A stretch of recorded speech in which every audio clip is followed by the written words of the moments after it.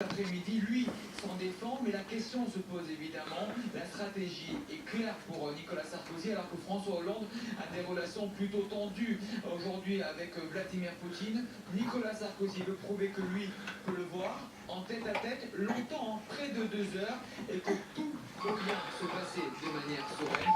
On l'a bien compris, la présidentielle va aussi passer par l'étranger. Pour BFM TV. Un élève sur 10 victime de harcèlement à l'école. Chiffre inacceptable pour le ministère de l'Éducation qui a lancé aujourd'hui une campagne de prévention avec aussi un numéro d'urgence pour les enfants et les parents. Vas-y Léo. La prévention, c'est celle qui passe par les pairs, PAIRS, c'est-à-dire les jeunes eux-mêmes. Et c'est la raison pour laquelle nous avons décidé de former partout sur le territoire, dans toutes les académies, des ambassadeurs lycéens qui auront donc à la fois de l'expertise, le temps de formation nécessaire pour pouvoir devenir des médiateurs au sein de leur établissement, mais aussi pour pouvoir aller dans les écoles primaires, dans les collèges, faire parler, libérer la parole des jeunes sur ce sujet.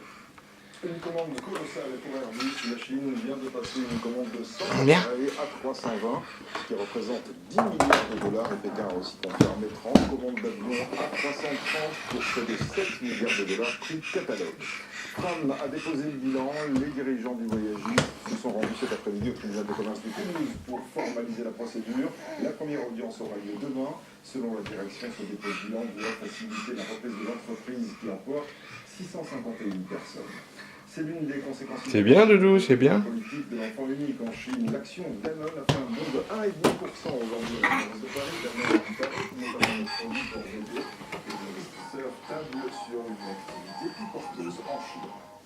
Un débat entre candidats républicains et la Maison Blanche avait lieu l'année dernière aux États-Unis entre le passe d'armes. Jeb Bush a ironisé sur les absences répétées au Sénat dans les groupes qu'il avait fait une semaine de la française. Léo.